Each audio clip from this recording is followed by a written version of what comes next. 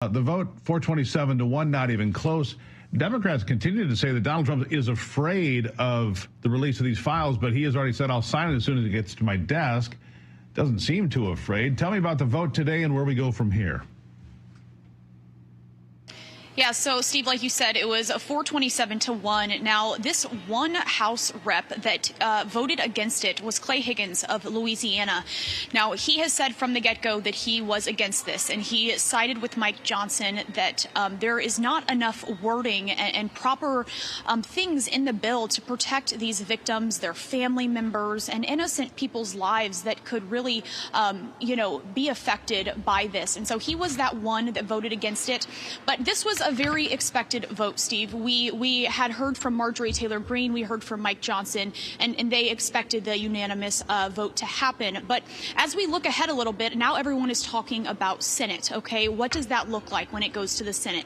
So because this bill passed with over a 2/3 majority, if the Senate also passes with over a 2/3 majority, there is absolutely no veto power for this bill, which means it has to go through. But President Trump has said that he will sign this bill regardless.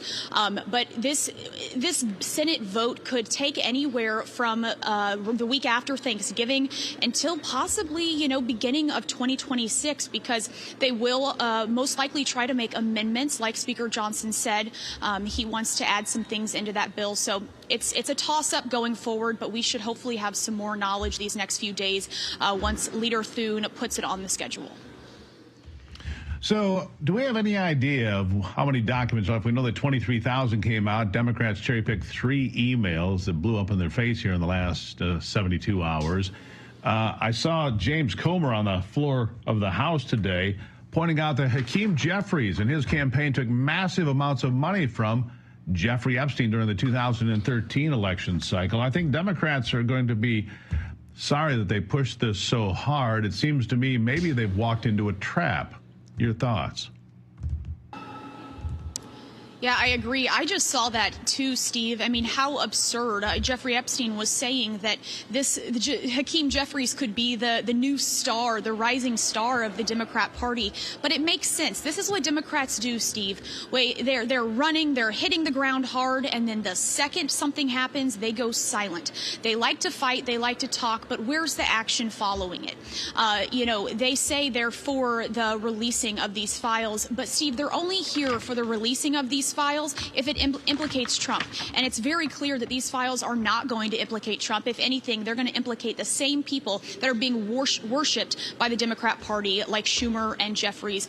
And so I honestly have no idea what goes through the Democrats' minds. I wish I did. I wish I could understand it, how we can put victims last and constantly this fight against Trump. At the end of the day, the Democrats weren't doing this for the victims. They were doing this to harm Trump, and the Republicans put the victims first and are going to ensure that their voices are heard. And like I said earlier with Terrence, their victims' voices are all around the Capitol today and are echoing from chamber to chamber. It's incredible. Something else people are asking about, Benny, and I think it's a big question. Stacey Plaskett represents the United States Virgin Islands in Congress. She does not have a vote, but she's there to represent the VI. And she was shown to be getting text messages directly from Jeffrey Epstein during a hearing in the House back in 2019. He was telling her what questions to ask, how to follow up, and then talk to her afterwards. It's a remarkable scenario. How could she possibly remain in Congress? If that was a Republican, they would have been out of the House the next day. Stacey Plaskett has gone silent on this, but we've all seen it now. We've seen the exchange between him and her while she's at the microphone. It is a remarkable thing to see happen. I wonder if Speaker Johnson's going to make a move on that. Your thoughts? It almost feels like a movie, Steve.